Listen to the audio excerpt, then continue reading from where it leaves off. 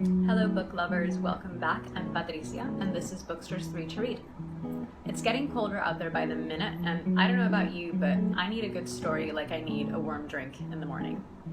Also, rude Uncle COVID is on the rise again, so if you need a bit of positive motivation to stay inside, I'm happy to oblige.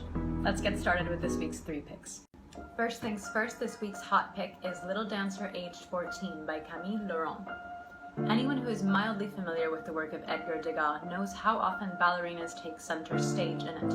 We've seen them in the studio, in costume, in the theater, but how many of us know their stories?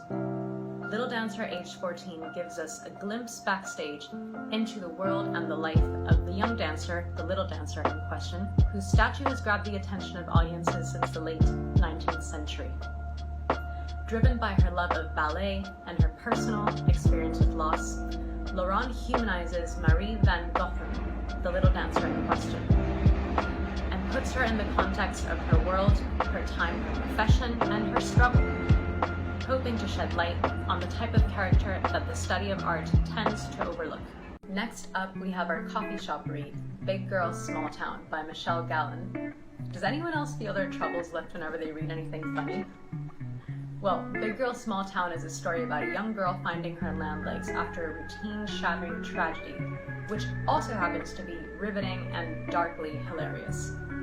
Mayla lives in a small town in Northern Ireland and has nailed down a simple routine. She wears the same clothes every day, works at her local chip shop, and lives a quiet life with her alcoholic mother.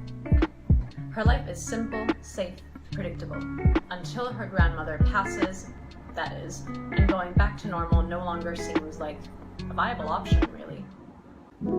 Finally, this week's dark horse is Death on West End Road by Carrie Doyle. Volume 3 of the Hamptons Murder Mysteries, this story follows nosy restaurateur and Hamptons innkeeper Antonia Bingham as she investigates an unsolved murder case.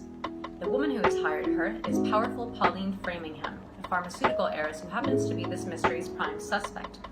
As Antonia unearths the dark secrets behind this crime, she wonders if this is a bullet she would have done best to dodge. Fast-paced, engaging, and deeply entertaining, this is a mystery that will keep readers guessing until the very end. That's all for now, readers. Stay warm, stay bookish, and stay tuned for our next fresh batch of reads.